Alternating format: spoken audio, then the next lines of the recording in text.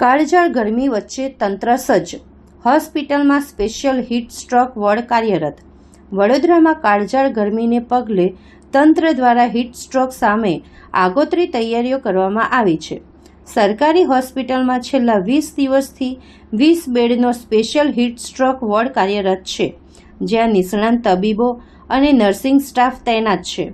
તબીબી તજજ્ઞોના જણાવ્યા મુજબ હાલ ઓપીડીમાં ગભરામણના સામાન્ય કેસો આવી રહ્યા છે, પરંતુ ગંભીર સ્થિતિને પહોંચી વળવા તંત્ર સજ્જ છે. નાગરિકોને બપોરના સમયે તડકામાં નીકળવાનું ટાળવા, સુતરાઉ કપડાં પહેરવા અને પુષ્કળ પ્રવાહી લેવા અપીલ કરવામાં આવી છે. ગભરામણ કે અસ્વસ્થતા જણાય તો તુરંત જ નજીકના આરોગ્ય કેન્દ્રનો સંપર્ક કરવા સૂચના અપાઈ છે. ઉનાળાની આ ઋતુમાં જ્યારે પણ ગરમી પુષ્કળ પ્રમાણમાં પડતી હોય છે, ત્યારે હીટ સ્ટ્રોકના દર્દીઓની સંભાવના રહેતી હોય છે. આ દર્દીઓને મોસ્ટલી સામાન્ય અસર જણાય તો એ ઓપીડી બેઝ પર સારવારમાં આપવામાં આવે છે, પરંતુ જો વધારે તકલીફ જણાય તો એને અમે હીટ સ્ટ્રોક વોર્ડમાં દાખલ કરીએ છીએ. હીટ સ્ટ્રોક વોર્ડ માનની સરકારશ્રીની સૂચના મુજબ અમારી હોસ્પિટલમાં છેલ્લા 20 દિવસથી કાર્યરત જ છે.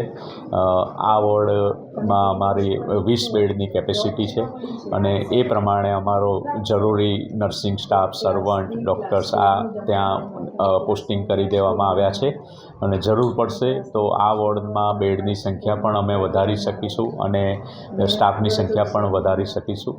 અમારા સ્પેશિયાલિસ્ટ તબીબો દ્વારા આ સારવાર અમારે ત્યાં આપવામાં આવતી હોય છે. હીટ સ્ટ્રોકના દર્દીઓ અને પબ્લિક માટે હું એટલું જ કહેવા માગીશ કે આ ગરમીની ઋતુમાં બની શકે તો તડકામાં નીકળવાનું ટાળે. બપોરના સમયે તો ખાસ ટાળે. જરૂરી કામ સિવાય નીકળવાનું ટાળે અને જો નીકળવાની જરૂર હોય તો બની શકે તો છાંયડામાં રહે અને ખુલ્લા સુતરાઉ કપડાં પહેરે, પુષ્કળ પ્રમાણમાં પ્રવાહી લે, પાણી લે તો આ હીટ સ્ટ્રોકથી બચવાની સંભાવના રહેલી હોય છે. અને જરૂર પડે તો નજીકના આરોગ્ય કેન્દ્રમાં તાત્કાલિક પહોંચી અને માર્ગદર્શન મેળવે એવી મારી સલાહ છે. હાલમાં અમારી પાસે દાખલ કરવા યોગ્ય એક પણ કેસ આવ્યા નથી. ગરમીના કારણે જે ગભરામણને એના કિસ્સા હોય છે, એવા કે જે કિસ્સા જે ઓપીડી બેઝ પર આવે છે એ તાત્કાલિક ઓપીડી સારવાર લઈ અને એમને રજા આપવામાં આવે છે.